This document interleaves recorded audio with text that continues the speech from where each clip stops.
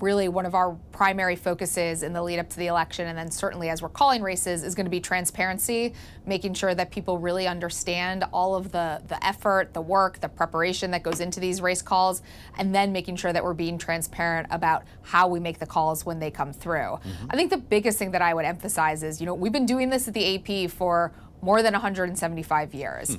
And this is a full-time operation for us. This isn't just something that we stand up in an election year. So our teams are really spending, their full time understanding rule changes in states, methodology of voting in states, the rhythm of the counting and the vote tabulations in these states. And at the core of our effort is 4,000 vote count reporters who are going to be all across the country physically in counties, which is where elections in the United States are administered. And they are really our ultimate system of checks and balances, making sure that they are matching up the vote count numbers with the numbers that counties may be putting and states may be putting in their databases. And that's really where this whole operation starts. That data is fed up through the models and into our race analysts and ultimately our decision desk.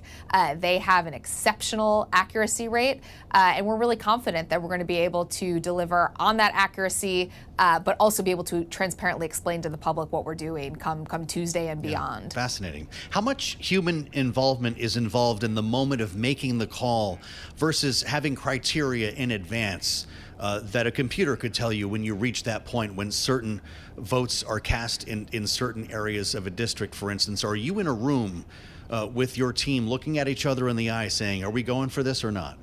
Yeah, ultimately, the final decision makers on race calls are human journalists at the Associated Press. Our team is the one, humans are the one that make those final decisions. But obviously, we're aided by statistical analysis and modeling and the actual raw data that's coming in. The closer the race is in a particular state, the more you need actual vote count. The more the model is one of the tools in your toolkit, but you're really just looking at the actual vote, the raw vote count that's coming in here. But this is always going to be a situation where we've got a human who's an expert in their state or in their race potentially, depending on the way that we've divided things up that year, and they're the ones that are really helping us make that final call. How local do you need to get in congressional districts in certain states? You talked about the long history of the Associated Press here. That allows you to understand the nuances of each area that you're calling a race in. How different are they all? Yeah, so we are down to the county level because, again, I think one of the interesting and unique things about the American system of elections is that there is no federal elections office. There is no federal agency that administers elections, so you don't have a one-size-fits-all approach. And as a result, you actually have elections that are run within states in multiple different ways. And so that's why that team of 4,000 vote count reporters is absolutely essential, because they need to be focused on what's happening in the county that they're in. That's the only thing that they're focused on in that moment, is the way that the election is administered down at that local level. Yep. And we need that level of nuance because of the complexity of these elections. Coming off of what we saw in 2020 and the expectation for contested races, certainly on the presidential level this year, is there a lawyer involved in making these calls? Do you look at lawsuits, potential recounts in a district before you call it? So there's no lawyer involved in our act of actually calling the races, but we look at a range of factors when we're making the decision to call a race. And one of the things that we look at is there an automatic recount in a state? Some states have a tiny margin where if the race is within that margin, then it goes to an automatic recount.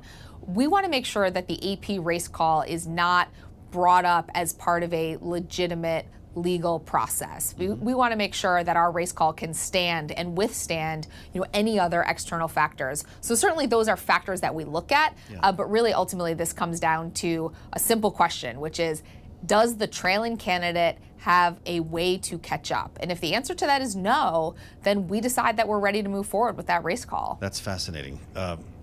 What about reports, as we've seen recently, of ballot boxes being set on fire, ballots being destroyed? If you have cases like that, if there's damage to ballots, if you have protests around a precinct, do you have to put things on hold, or does that not impact your model because you're looking at a different sample of the electorate? Yeah, it's a good question. Look, I would say that every one of those potential situations is unique and different. And so it's hard to give a one-size-fits-all answer to that.